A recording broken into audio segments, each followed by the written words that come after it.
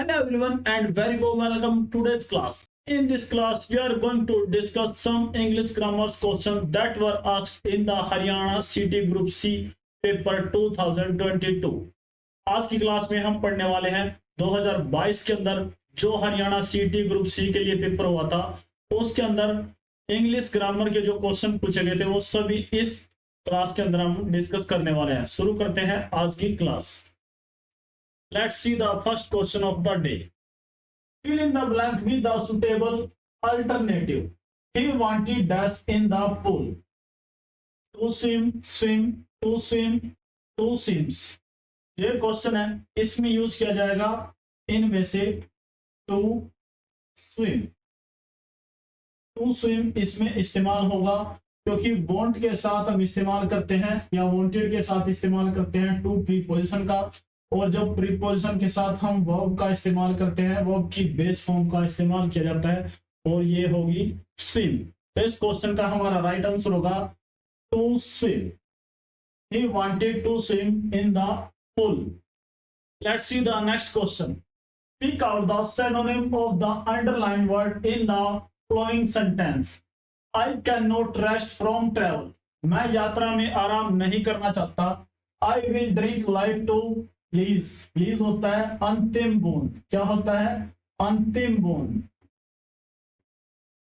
अंतिम बूंद। I can not rest from travel. मैं यात्रा में आराम नहीं करना चाहता। I will drink life to the बूंद प्लीज। मैं अपनी जिंदगी की अंतिम बूंद तक पीना चाहता हूं। या फिर इस तरीके से भी हम इसकी सेंस निकाल सकते हैं। मैं जिंदगी में आराम नहीं करना चाहता। I will drink to life the lees. मैं अपनी जिंदगी को अंतिम पड़ाव तक जीना चाहता हूं जैसे उसके अनुभव रहेंगे। अब हमें यहाँ पे बताना है सिनोनिम। किसका बताना है? रेस्ट का। रेस्ट मीन्स होता है आराम या ठहराव। तो देखिए, इनकरेज होता है प्रोत्साहित करना, ज्वाइन करना होता है सम्मिलित करना, शामिल होना किसी चीज के अंदर। गिव अप होता है त्याग देना, त्याग देना, रुक जाना। तो इस क्वेश्चन का राइट आंसर होगा गिव अप। क्या होगा? Give up. एक्सेप्ट मीन्स होता है स्वीकार करना। क्या होता है? स्वीकार करना। Let's see the next question.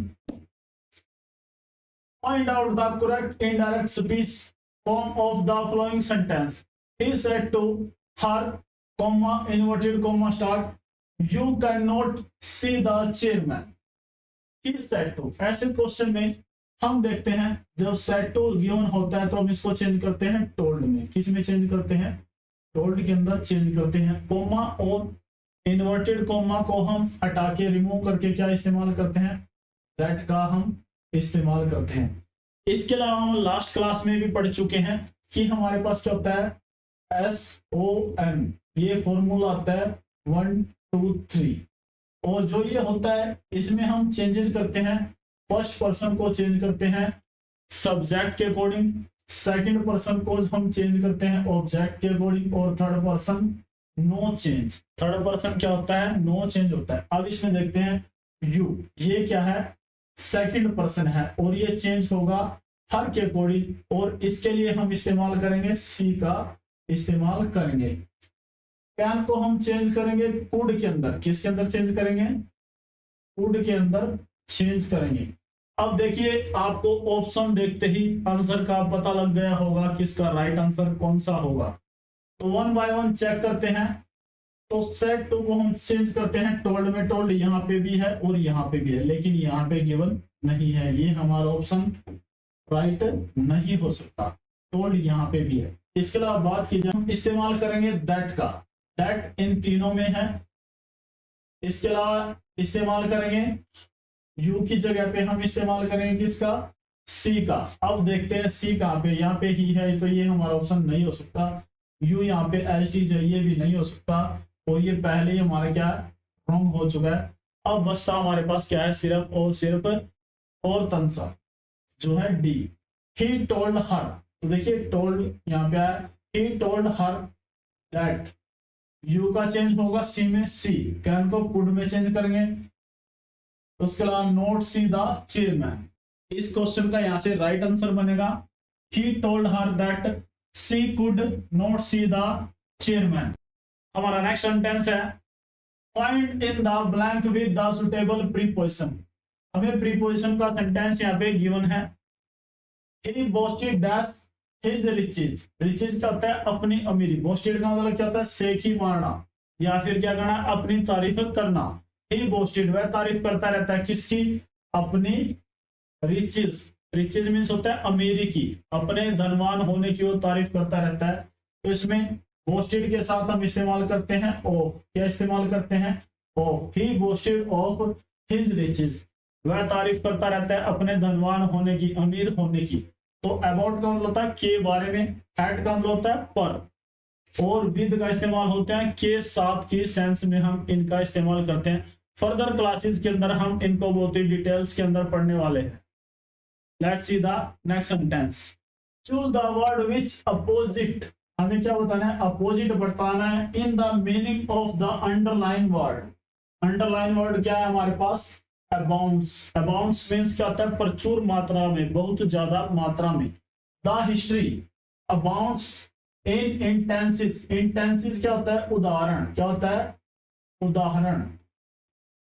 Of courage. करेज क्या होता है? बहादुरी। क्या होता है? बहादुरी। इस क्वेश्चन की राइट सेंस होगी history abounds in the instances of courage. ये जो इतिहास है वो भरा हुआ है प्रचुर मात्रा में। प्रचुर मीन्स क्या होता है? बहुत अधिक। क्या होता है? अधिक होता है, बहुत ज्यादा मात्रा में।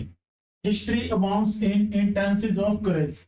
जो इतिहास है वो भरा हुआ है बहुत ही बहादुरी के उदाहरणों से। हमारा पहला ऑप्शन है सूफीज। सूफीज क्या होता है? पर्याप्त मात्रा में। लैक्स। लैक्स क्या होता है? कमी होता है। क्या होता है? कमी। और ये हमारा राइट आंसर होगा। अधिक का क्या होता है? कम होता है। लैक्स एक्स मीन्स होता है कमी। साइंस का मतलब क्या होता है? साइंस वो क्या कर रहा है? चमकना। और फेलियर क्या होता है? नाकामयाबी। क्या होता है? असफलता होती है। Let's see the next sentence. Choose the correct alternative to improve the underline part of the sentence. If the improvement is required your answer is D. In the jet is everyone is interested in having an easy life. In the jet is means होता है आधुनिक युग में everyone हर कोई is interested. Is interested means क्या होता है? Interested होता है रुचि लेना। हर कोई रुचि लेना चाहता है in the having an easy life कि उसकी जिंदगी क्या हो? आसान हो। तो इसका बनेगा भाई आधुनिक जीवन में हर कोई चाहता है कि उसकी जिंदगी आरामदायक हो। इस क्वेश्चन का राइट आंसर होगा no improvement, option D.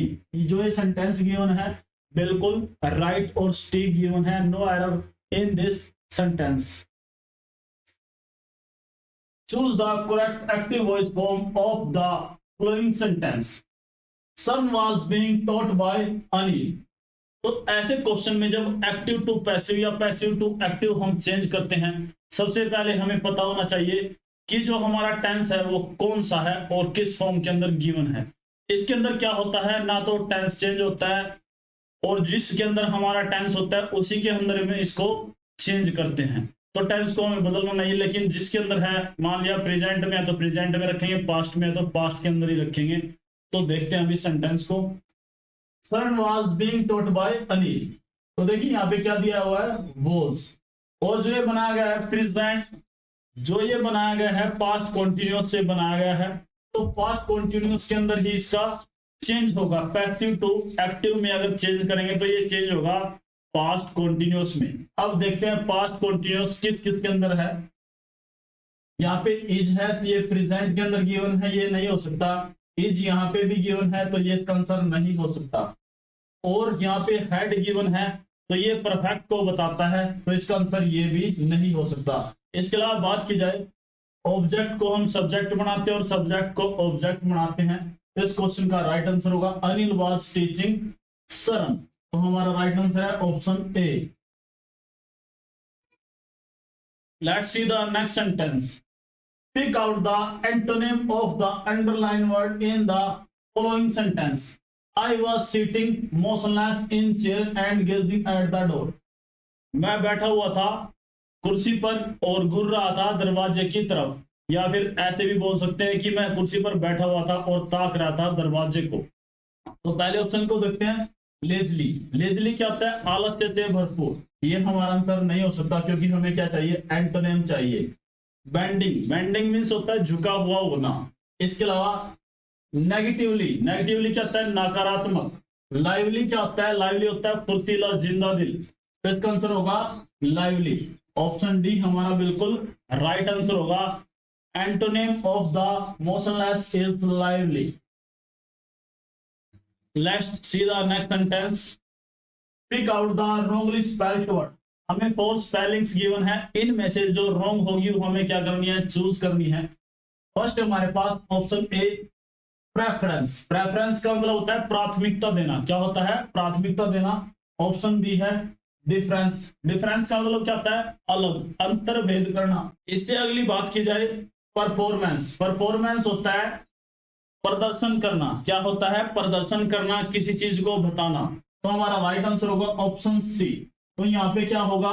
Performance. तो यहाँ पे क्या होगा? परफॉर्मेंस। ए का हम इस्तेमाल करेंगे, परफॉर्मेंस। ऑप्शन सी हमारा राइट आंसर होगा।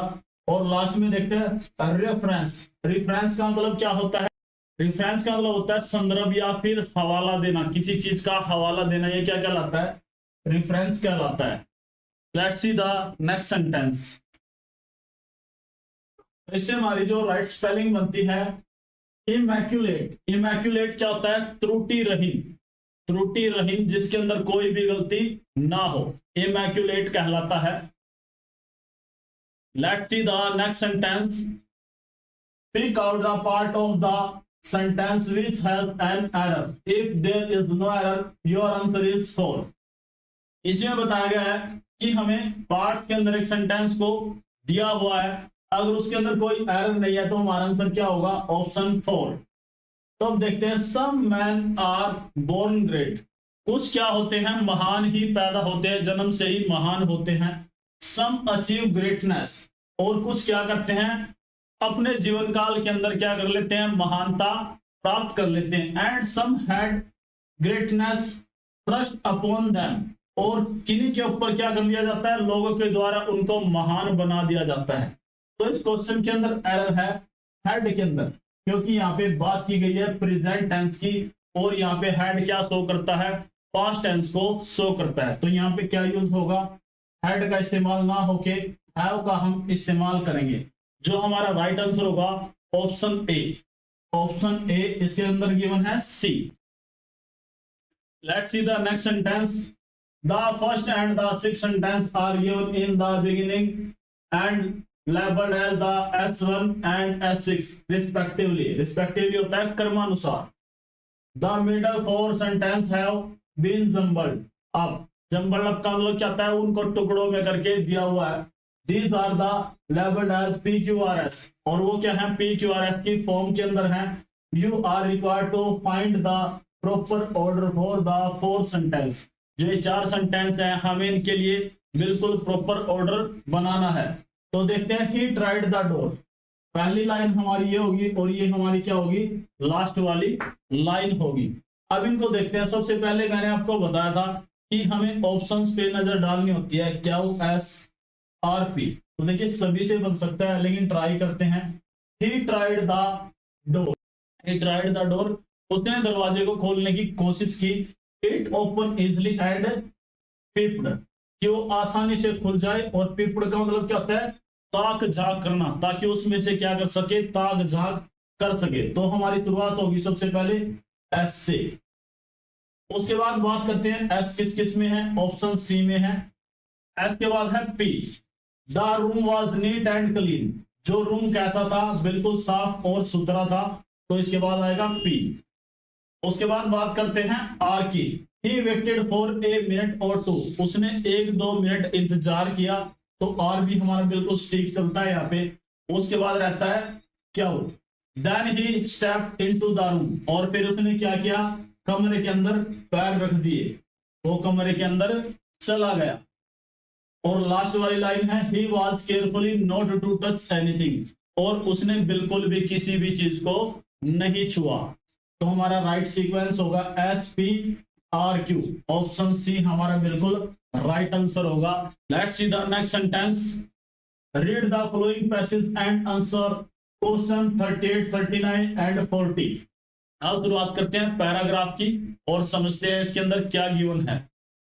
If I had been asked, यदि मुझसे पूछा जाता। आज शुरुआत करते हैं पैराग्राफ की। If I had been asked in my early youth, अगर मुझसे पहले पूछा जाता, यूथ का मतलब जब वो क्या था, जवान था। Whatever I prefer to have dealing, कि मैं किन चीजों के साथ डीलिंग करना चाहता हूं।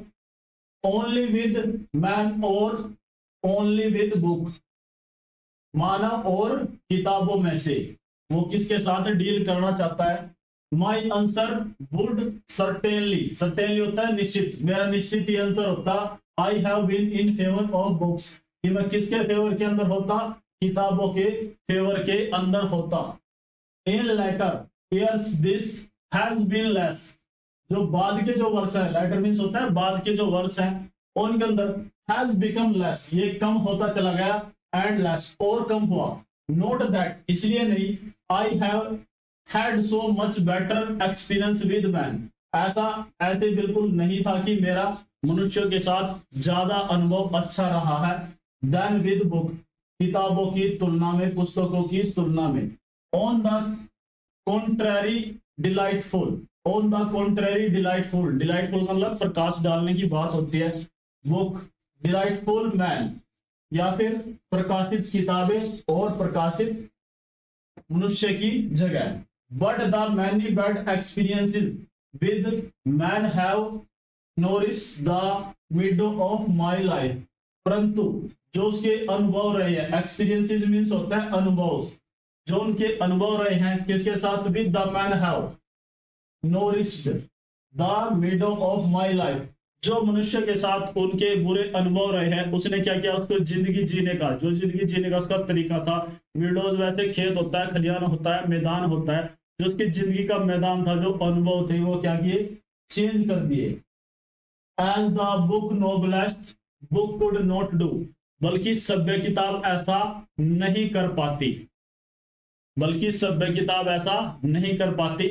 तो इसके अंदर बताया गया एक व्यक्ति जो किताबों को पढ़ता है और किताबों से बहुत कुछ सीखता है, लेकिन उसकी तुलना किताबों और मनुष्य के अंदर की गई है कि मनुष्य ज्यादा बेहतर है या फिर किताबें। वो बताता है कि दोनों के साथ मेरा अनुभव बहुत ही बेहतरीन रहा है। किताबों के साथ मेरी रुचि थी, स्टार्टिंग में क्या करता था, मैं किताबों को पढ़ता था। उसके बाद क्या हुआ, जब मैंने मनुष्य को सोचना समझना परखना शुरू किया गया, तो उसकी सोच बिल्कुल चेंज हो चुकी थी। उसने बताया कि किताबों ने तो उसको सिर्फ अच्छी बातें सिखाई है, इसके अलावा जो मनुष्य है, जो आदमी है, उसने क्या सिखाया है, उसको बहुत ही बुरे तरीके से बुरे व्यवहार चीजें सिखाई हैं, जिनसे वो गुजरना सीख गया है, जिंदगी को जीना सीख गया है। Let's see the first question regarding to the passage. Which one of the following statements best reflects the main argument of the passage? तो हमें स्टेटमेंट्स गिवन हैं, इनमें से जो सबसे बेहतरीन है वो बतानी है। There are more purely delightful man than properly delightful book, बिल्कुल गलत है, ये हमारा ऑप्शन नहीं हो सकता। This is the experience with the other human being that enrich one's life and not necessary book, बिल्कुल ठीक है। तो इसके अंदर बताया गया है कि जो उसका अनुभव रहा है किसके साथ, मनुष्य के साथ, किताबों की तुलना में बहुत ही बेहतरीन रहा है, क्योंकि मनुष्य ने उनके उसको छल कपट ये सभी चीजें सिखा दी हैं। Let's see the next sentence.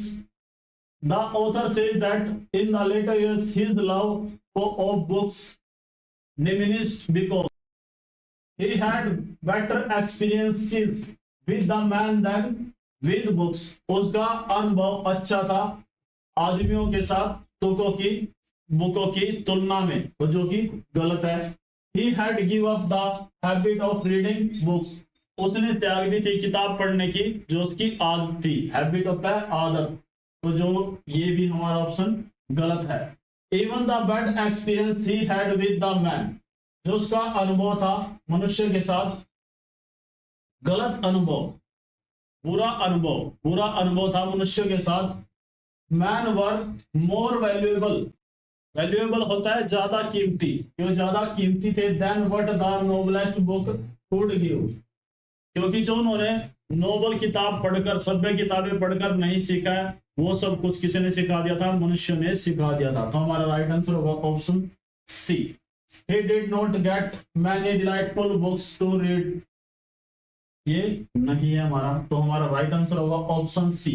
उसने क्या सीखा, किताबें की तुलना में मनुष्य ने उनसे ज्यादा अनुभव प्राप्त किया है।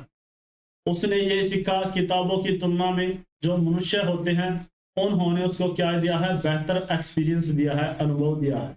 Let's see the next sentence. Which one of the pair of the phrases best helps to bring out the metaphorical meaning of the meadow of life? Meadow सा खेत या मेरे जीवन का क्षेत्र क्या होता है? Meadow of my life means होता है मेरे जिंदगी का क्षेत्र या मेरे जीवन का क्षेत्रफल जो दायरा रहा है। तो vast and rich, well nutritious but dull life, poor but simple life, pure and healthy life। तो इसका आंसर होगा vast and rich life. Vast का मतलब क्या होता है, बहुत बड़ा क्षेत्र, और रिच लाइफ का मतलब क्या होता है, अमीरी भरा जीवन। क्या होता है, अमीरी भरा जीवन। तो इस क्वेश्चन का राइट आंसर होगा vast and rich life. Mid of my life means क्या होता है, वास्ट एंड रिच लाइफ। दोस्तों इस क्लास में इतना ही। Please like share and subscribe the channel for more information.